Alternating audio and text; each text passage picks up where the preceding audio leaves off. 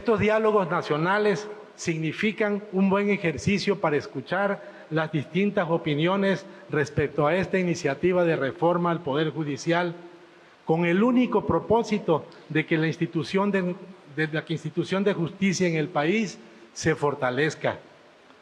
Comprendemos bien que los nuevos tiempos obligan a nuevas formas y que las transformaciones son buenas cuando el objetivo es mejorar el funcionamiento de las instituciones. En la propuesta de reformas se pretende modernizar al Poder Judicial para que esté a la altura de los retos del país y de las demandas de la sociedad y cuente con el respaldo y legitimidad democrática. Y para lograr eso, precisamente para eso, se han programado estos diálogos nacionales. Este ejercicio que concentra voces de experiencia, donde se exponen diversas opiniones, permite socializar la propuesta de reformas para fortalecerla y democratizarla, para que pueda estar a la altura de las necesidades de los nuevos tiempos sociales que reclaman la justicia en México. Los jueces de amparo violan la Constitución cuando crean normas de derecho y cuando determinan políticas públicas. Eso prácticamente vuelve inútil las acciones de control constitucional. ¿Para qué juntar tantas firmas si por la vía del amparo pueden derogar una ley? Estamos de acuerdo que se respete, por tanto, la fracción 2 del artículo 107. Pero esa fracción se viola frecuentemente, repito, por los jueces de amparo que conceden suspensiones y resoluciones con efectos generales contra normas generales. Y hay una disposición en la ley secundaria que prohíbe las suspensiones con efectos generales respecto de normas generales. Viene una discusión para inscribir en la Constitución que no pueden sentenciar en amparo efectos generales contra normas generales. Está a discusión.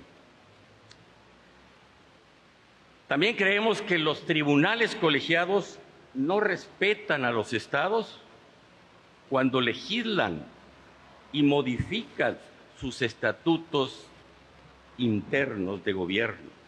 No solamente son los jueces los que pueden descubrir los principios jurídicos para interpretar la ley y la misma Constitución. Para eso son las leyes y para eso es el poder legislativo en una república con división de poderes. Es necesario un enfoque humanista en el Poder Judicial, que implique que se comprometa y que se considere el impacto en las decisiones humanas. Aprovecho la oportunidad para hacer énfasis en la necesidad de una auténtica división de poderes. Nuestra Constitución Federal vigente desde 1917 establece un proceso de pesos y contrapesos para asegurar que el poder se mantenga al servicio del pueblo. Compañeras, compañeros, al pueblo no hay que temerle, al pueblo de México es necesario darle las herramientas para que éste retome su papel, junto a una nueva gestión de los poderes públicos. Estoy convencida que la reforma al Poder Judicial representa y simboliza el anhelo del pueblo, que reafirmó su compromiso de forma abrumadora el pasado 2 de junio y garantizará la transformación del país. El respeto irrestricto a los derechos de los trabajadores del Poder Judicial de la Federación no está a discusión, para que se oiga aquí y lejos. Los derechos de los trabajadores del Poder Judicial de la Federación no están a discusión. No queremos que ningún poder fáctico, ni el crimen organizado, ni los delincuentes de cuello blanco influyan en la elección de los jueces, magistrados y ministros. Ahí está los que ya establece la Constitución, pero aquí se ha hablado de otros. La ministra Lenia Batres lo señaló y hay muchos, entre ellos la idoneidad, la carrera judicial, la antigüedad. Son temas que se tienen que debatir. Cuando el constituyente permanente le otorgó medios y facultades al Poder Judicial para garantizar la supremacía del Estado de Derecho y plasmó figuras como el juicio de amparo, la acción de inconstitucionalidad, las controversias constitucionales y el juicio para la protección de los derechos políticos electorales no le confirió la facultad de invadir al Poder Legislativo y abrogarse facultades exorbitantes y extralimitadas. Creo que pocas personas pueden negar que el Poder Judicial caminó durante mucho tiempo bajo la dependencia y subordinación del Ejecutivo. Tampoco es posible refutar que el Alto Tribunal de Justicia y gran cantidad de sus integrantes se alejaron del sentimiento social y que en muchos casos los acompañaron ininterrumpidamente la arrogancia, el desdén y la prepotencia por el exceso de privilegios acumulados. Debido al nepotismo, a la corrupción, al aislamiento social, el déficit de justicia se fue acrecentando en nuestra sociedad hasta que se hizo insostenible. El Poder Judicial asumió un papel que rebasa sus facultades constitucionales y trastoca la labor del Legislativo y del propio Ejecutivo. Anula decisiones de otros poderes, alegando vicios en el procedimiento, desencadena una lucha de interpretaciones en la sociedad y una percepción de desequilibrio en la división de poderes. No solo invade competencias, sino que también influye de manera directa en la creación, ejecución y suspensión de políticas públicas y leyes, así como en la elección de personas para cargos públicos. Por eso tenemos el mandato de imponer límites antes de que sea demasiado tarde. Todos los abogados tenemos conocimiento porque cuando entramos a los tribunales siempre vemos una frase muy bonita que dice que cuando alguien se queje con razón, existan tribunales que los escuchen, los amparen, los protejan contra el fuerte y el arbitrario. Y hoy tenemos la oportunidad, a través del Poder Legislativo, que ese sueño, esa esperanza, desde los sentimientos de la nación, del generalísimo José María Morelos y Pavón, hoy se hagan realidad con esta gran reforma. No podemos fallar. Debemos de reformar al Poder Judicial con todo, porque el pueblo de México así lo decretó el 2 de junio. No podemos negar la necesidad de una reforma, una que se centre en mejorar la impartición de justicia y que garantice de mejor manera los derechos, porque el acceso y la impartición de justicia son un derecho. Como profesor de Derecho Constitucional, litigante y abogado, mis convicciones son la justicia, la defensa de los derechos humanos y la prevalencia del orden constitucional, bajo la premisa siempre de la división de poderes, las cuales son fundamentales para poder plantear una mejor impartición de justicia. Vivimos en un Estado constitucional de derecho, el cual está cansado de la impunidad y ávido de justicia. Por eso el debate debe plantearse a partir de la siguiente pregunta: ¿cómo podemos mejorar la impartición de justicia? Nuestro Poder Judicial tiene áreas de oportunidad. No podemos negar la corrupción y los abusos en la justicia mexicana. Como usuarios del sistema de impartición de justicia, sabemos las deficiencias son varias, pero también entendemos la importancia de tener una judicatura sólida que genere contrapesos. El buen juez por su casa empieza. Por ello creo que debemos de partir de los mecanismos de disciplina para la judicatura, que ante faltas graves haya un procedimiento efectivo y eficiente para sancionarlo. Pero ello no implica perseguirlos por sus criterios, pero sí por sus abusos, faltas, excesos y por su deshonestidad.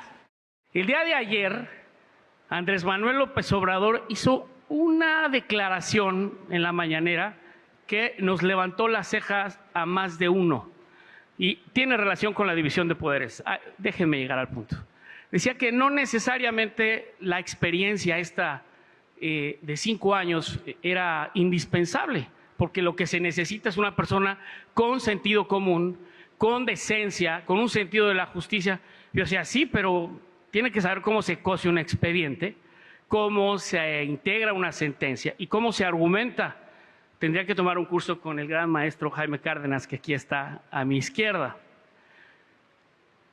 Pero viendo las resoluciones de la Corte, de algunos ministros de la Corte, de algunos jueces, sí me pongo a pensar si de verdad la experiencia y el conocimiento y los doctorados y maestrías y diplomados conforman mejores juzgadores.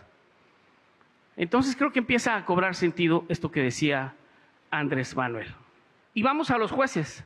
¿Qué tal el juez de la PESA que decidió invadir la competencia de un órgano constitucional diciéndole, te doy 24 horas para nombrar magistrados? ¿Y qué tal el juez, ojo, qué tal el juez Gómez Fierro? Les voy a decir algo, son amiguis, los dos eran los titulares de los juzgados en materia de competencia, telecomunicaciones y energía. Si yo soy un especializado en derecho familiar, me van a venir miles de personas, pero si soy especializado en competencia, telecomunicaciones y energía, ¿quiénes son mis clientes?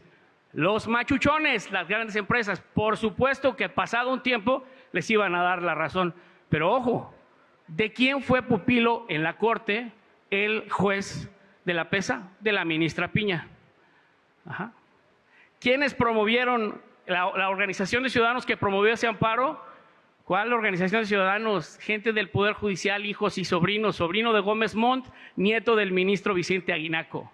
La reforma judicial no es solo un conjunto de modificaciones legales, es una respuesta a las demandas de una sociedad que exige un sistema judicial más justo, más equitativo y más accesible. El cambiar a los actuales ministros y la integración de la Corte es un atentado mayúsculo a la división de poderes y a la independencia judicial que genera responsabilidad internacional ante el sistema interamericano. El 60% del pueblo les brindó la confianza de reformar las leyes, el 40% restante les impide modificar la Constitución, pero en ningún caso tienen carta abierta para transgredir sus principios fundamentales. Ahora, yo les pregunto a ustedes, ¿creen que el juez pueda o tenga la obligación de ser popular? ¿Ustedes han visto que un árbitro lo sea? Pues lo mismo pasa en el país. ¿Ustedes creen que es popular que el Poder Judicial revise los problemas de toda la población?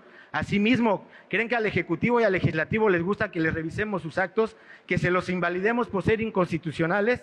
Pero el hecho de que no seamos populares no significa que no hagamos bien las cosas, y mucho menos que seamos corruptos. En los órganos jurisdiccionales nos podremos equivocar, pero jamás corromper. Y si saben de casos de titulares que lo hagan, nosotros mismos exigimos que sean castigados. La toga no se mancha y el Consejo actualmente tampoco. A todo el pueblo mexicano le quiero decir que nadie nos propone en nuestro puesto. Nosotros hemos llegado a ser juzgadores gracias a nuestros méritos, conocimientos y desempeño en la carrera judicial.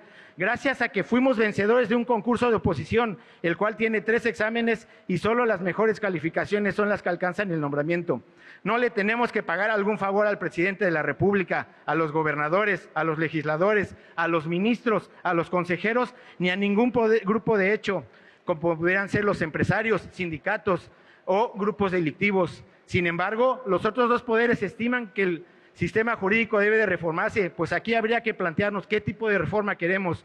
Una verdadera que potencia al sistema judicial, pues entonces debemos de mejorar todo el régimen jurídico, el cual incluye las fiscalías, los tribunales locales, tribunales administrativos, centros de conciliación y a los abogados postulantes, pero para ello debemos de invertir y mucho. O la otra, pretendemos una reforma como la que hoy está trazada, la cual, desde mi punto de vista, no resuelve ninguno de los problemas planteados. El principal error de la reforma que hoy se analiza es que está cimentada bajo premisas falsas y por eso no estamos de acuerdo. Se dice que no estamos cerca de la población, se les olvida que nosotros venimos del pueblo, muchísimos titulares fuimos formados en la educación pública. Además, de acuerdo al Sistema Integral de Seguimiento de Expedientes, el Poder Judicial de la Federación ha dictado más de 103,000 sentencias de protección a los derechos a la salud, educación, vivienda, agua y el interés superior del menor. No todas las sentencias terminan siendo tesis o jurisprudencias, pero recuerden, ¿quién ordenó que se vacunara a la población en pandemia? ¿Quién obligó a que se entregaran los insumos médicos a los doctores? ¿Quién te otorga las medicinas para tu enfermedad o obliga al gobierno a darte educación? Pues por si no lo saben, es el Poder Judicial de la Federación. Sin duda, esta reforma es uno de los grandes pendientes para las personas en especial para quienes en lo individual o como parte de algún grupo han vivido situaciones sistemáticas de exclusión, de opresión, de discriminación y de olvido por parte de la sociedad y el Estado. Con conciencia autocrítica, en el Poder Judicial de la Federación sabemos que ello es indispensable, que hay una enorme deuda histórica para que la justicia sea pronta, accesible, efectiva, diligente, empática y cercana. Sin embargo, para que ello ocurra, debe entenderse, en primer lugar, que lejos de minar sus cimientos, se debe fortalecer sus presupuestos. De lo contrario, solo es retórica cuando cada día crecen más los asuntos que llegan a los tribunales y no hay los recursos materiales suficientes. La Suprema Corte ha incurrido en graves malformaciones, gigantismo, exceso de gasto, privilegios inaceptables, pero el mayor defecto es su corporativismo, que la ha enclaustrado, aislado de la sociedad y así su incapacidad orgánica de servir al pueblo impartiendo justicia bajo los parámetros que mandata la Carta Magna. Simplemente la justicia no funciona. Está paralizada en ritualidades engorrosas y dilatorias y en sus prácticas de control, influyentismo y parcelas de poder. La Corte no ha honrado la misión que el pueblo le ha confiado. Y del Consejo de la Judicatura, pues hay que decirlo, las estipulaciones normativas y los esquemas administrativos que fueron expedidos para regularlo lo han ahogado, lo han colapsado. Lo que han producido es un incremento de poder a un solo órgano, la presidencia de la Corte. No hay manera de resolver por vía legal ninguno de los enredos y obstáculos para que el Consejo trabaje como debiera ser. Lo único que resta es cambiar su marco jurídico y para ello es preciso tocar la Constitución porque ahí están ubicadas las cláusulas orgánicas relativas. Parte del problema de este nuevo Estado que en las universidades nosotros estudiamos, enseñamos, yo me culpo por ello, enseñamos el modelo del Estado constitucional, enseñamos que ese modelo jurídico está integrado por reglas, por principios y por valores. Y las constituciones, como todos sabemos, los tratados, pues están integradas fundamentalmente por principios y valores. Pero son normas jurídicas indeterminadas. ¿Y quién tiene ese poder para señalar el significado de los principios y de los valores constitucionales y convencionales? Pues no es el legislador, bueno, debería ser el legislador, pero es fundamentalmente el llamado juez constitucional el que tiene ese poder. Es decir, no es un poder que solamente interpreta la ley o argumenta la ley y la aplica. Es un poder que crea derecho mediante la interpretación de los principios y de los principios y valores constitucionales y convencionales. ¿Qué se requeriría entonces? Bueno, Kelsen nos dio hace muchos años una solución. Kelsen, por ejemplo, era partidario de constituciones de detalle, que contuviesen reglas solamente y no principios y valores para que el juez tuviese limitadas sus posibilidades de interpretación. Y lo otro que podemos hacer es, desde luego, confiriendo al Poder Legislativo fundamentalmente el poder de creación del derecho, como siempre lo ha tenido, por lo menos desde el siglo XIX, y limitar el poder de creación del derecho por parte de los tribunales constitucionales. ¿Y qué hay que hacer? Pues primero que las decisiones de los tribunales supremos, de la Corte, por ejemplo, puedan ser sometidas, en algunos casos, cuando el pueblo lo demande, a referéndum. Uno de los hechos, desde mi punto de vista, que marcó la historia de finales del siglo XX fue precisamente el abandono de nuestro país de un régimen de partido casi único o hegemónico, en el cual un principio constitucional como el de la división y separación de poderes, pues estaba formalmente en la Constitución, pero que en la realidad, en los hechos fácticos, era un constitucionalismo ficción en este punto, ¿sí? Así, todos lo estudiábamos, todos lo veíamos en la carrera, Derecho Constitucional, pasábamos el examen, nos iba muy bien, pero con solo pasar la puerta sabíamos que eso no era real, no era una realidad. Así, al final de este régimen, el Poder Judicial de la Federación requirió de una muy profunda reforma para prepararlo, precisamente para que actuara como un órgano de contrapeso del poder como lo mandataba la Constitución. Fíjense, curiosamente, el legislativo no requirió ni una reforma. Bastó con que en 1997 el Ejecutivo perdiera la mayoría en la Cámara de Diputados y después en el 2000 en ambas cámaras para que el Legislativo surgiera de esa Constitución del 17 con todas sus facultades y se convirtiera en un contrapeso para los otros poderes. El juicio de amparo también evolucionó de manera sumamente importante, siempre, y eso quiero decirlo, todos estos fueron actos del constituyente, no fue interpretación de la Suprema Corte. El juicio de amparo se evoluciona. Dos puntos fundamentales. La reforma de derechos humanos 2011, que nos dijo derechos humanos son todos los que están en los tratados, que son ley en este país, y no solo los que estén enumerados en la Constitución, y entre otros, interés legítimo. Este interés legítimo que ha permitido a los grupos más vulnerables y a las personas que menos tendrían acceso porque no tienen un interés jurídico a proteger el medio ambiente, a proteger los derechos culturales y los derechos sociales. Tendremos oportunidad de regresar a este punto porque yo entiendo que impacta en políticas públicas, eso no lo puedo negar.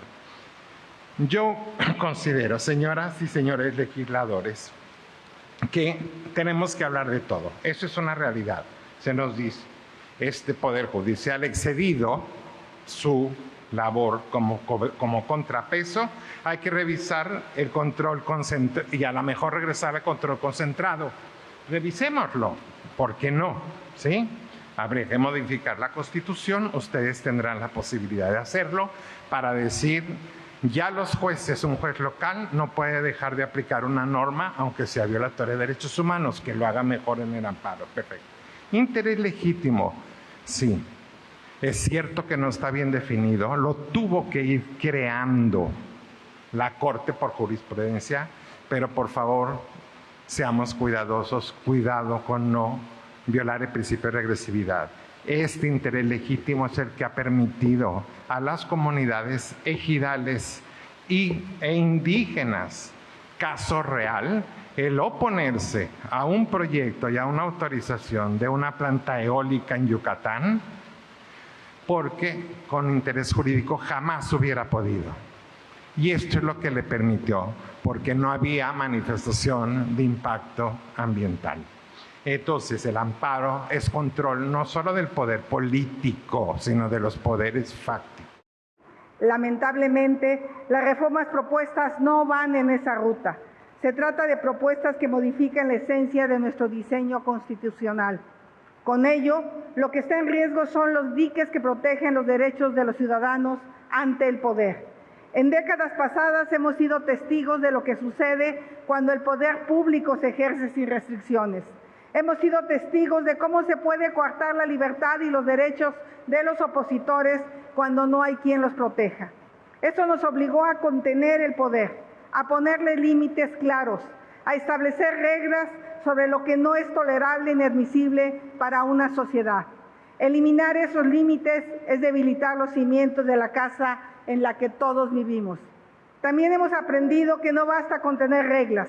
Es indispensable establecer mecanismos para que los poderes se revisen y se controlen unos a otros.